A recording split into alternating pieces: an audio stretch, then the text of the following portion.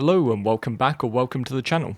I'm Loudguns, and in this vid I want to take a bit of time to talk a bit about the latest event coming with 4.2 and what it says about life in the sandbox.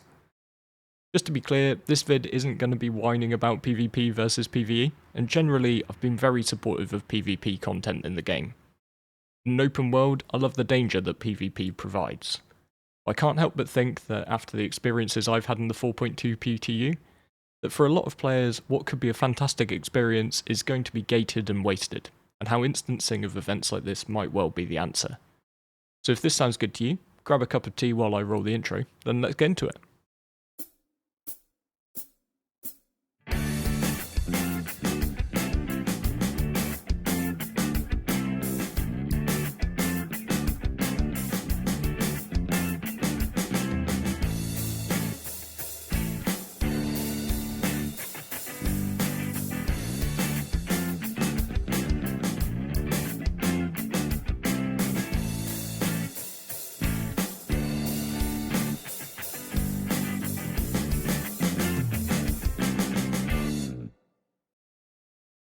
So let's start with a bit about the latest Stormbreaker event. This video actually started out as a guide project, but two things happened along the way. First, while we took down the worm and got a bunch of good footage, the PvP fights that it took to get there, while fun, made getting the clarity you want for a guide imperfect. And second, I saw this absolutely brilliant guide from Mr. Kraken, who has also put together a series of fantastic one-page guides on the Stormbreaker event. So I'll link all of that down in the video description, and it would be really cool if you go and check out his channel. Instead, in this video, I want to talk about how what is fundamentally, aside from a few bugs of course, great PvE content, is being gated by PvP. And I know that some people have already stopped the video and are busy typing a comment calling me a Care Bear, but I'm hoping that the rest of you might hear me out. As I mentioned, I've got no problem with PvP in general. And I think across large swathes of the game, the very possibility of piracy or PvP brings some much needed risk and danger to SC. It also acts as a balancer. If a particular loop gets imbalanced and generates extraordinary profits, then it will probably also create increasing attention and organic fights. However, what I'm increasingly noticing is that some experiences which are clearly designed with PvE in mind are instead turning into primarily a PvP event to decide who gets in on the loot. Just drawing on our most recent Enter the Storm experience last night, we put together a team of around 10 of us and headed to one of the Lazarus sites, arriving at one of the 3 transport depots. Now I figured it's PTU, and I didn't want to wade in there in an overly threatening manner or with any KOS rules of engagement. There's nothing to win here in PTU, our primary focus should be making sure the event works as intended. And obviously my secondary one was to head in and record some footage. But as soon as we touched down, we were in a gunfight with other players at the shuttle terminal, a bottleneck before even making it into the zone for the worm fight. And while we, due to superior numbers, won this bit of pew pew, we missed the shuttle, and in the time we were waiting for the next one, either the same guys came back or another unrelated group turned up, in a Polaris, nose down blasting everyone and every ship they could see on the ground. This was just done to deny access to anyone to the site. Now, undeterred by this, we decided to call this bluff, and we won up to the Polarises with Idrises. Tellingly, these folks were still nose-downing with their Polaris when we came and made our way all the way back from checkmate, having called in our cap ship. So having fought our way through the bottleneck, we made it to the other side, where the worm was already in action. We were just orienting ourselves, looking for the infirmaries to set our spawns when another gunfight erupts between us and other players. Now I've got to say that for me, this was a lot of fun. It was crazy, the atmospherics of the rad storm made it incredibly cool, and probably one of my highlights of SC so far was catching a glimpse of an enemy flanking us thanks to a flash of lightning and gunning him down. However, eventually, once we had fought our way through to an infirmary and got our spawns set, effectively just enforcing a stalemate since both sides could now respawn, we agreed to cease fire through global chat, teamed up and took down the Valakar. So I'm not going to say this was not fun. The PvP fight actually made the PvE section a little bit anticlimactic, particularly since we'd expended so much of our ammo fighting each other that large parts of the Valakar fight were spent roaching around to find other magazines.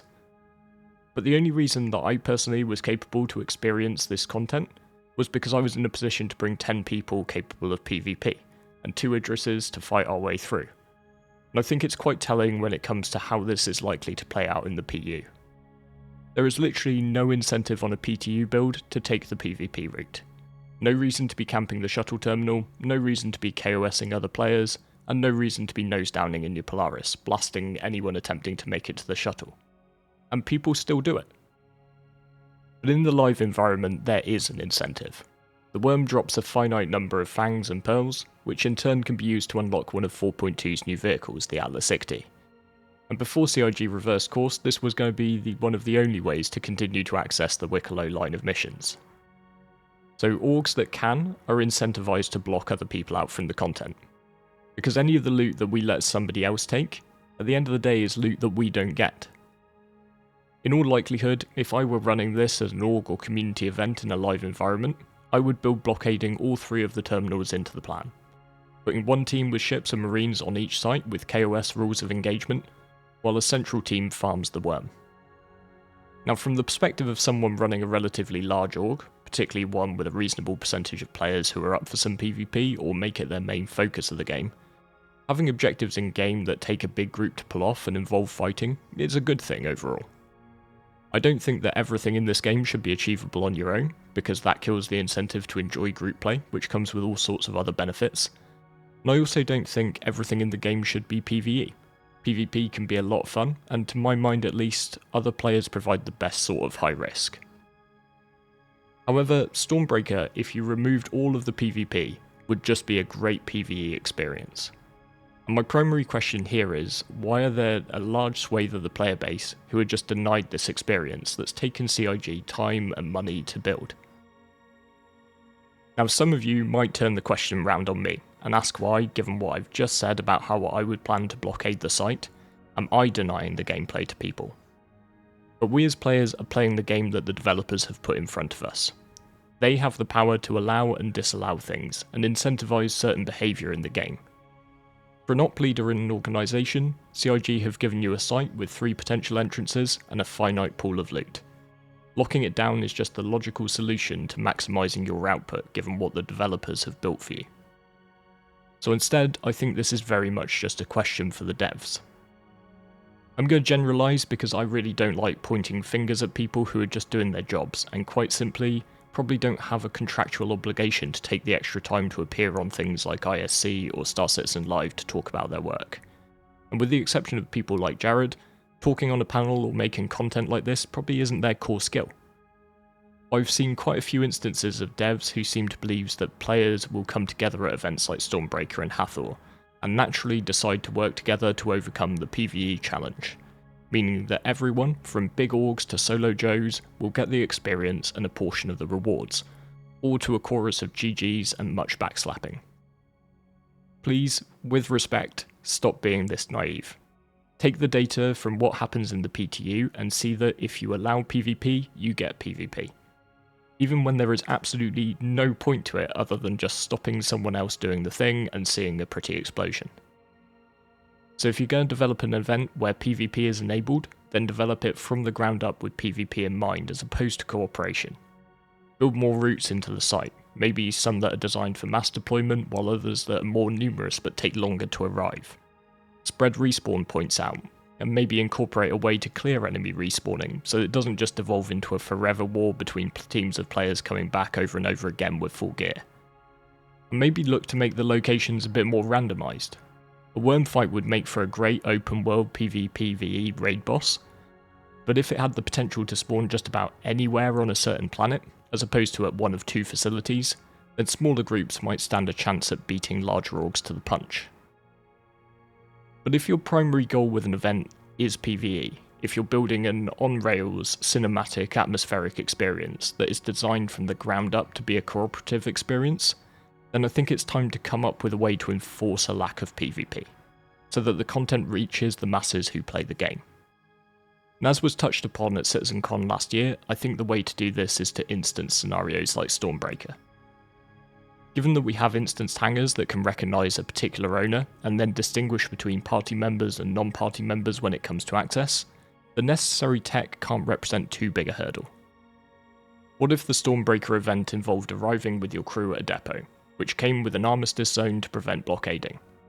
Why is there an armistice zone? Isn't this immersion breaking? Honestly, at this point, I couldn't personally care less about the why. It's there to stop the gating of content. You then transition through an elevator to your starting hangar. You and your party can access this, nobody else can. And from this hangar, your personal shuttle turns up, and when you're ready, launches you into your fight against the Valakar. Not only would this prevent some people from gating the content, it would also probably make it run a lot better by hiving it off into a distinct instance, enabling the content to run optimally and provide the challenging PvE experience that it was meant to.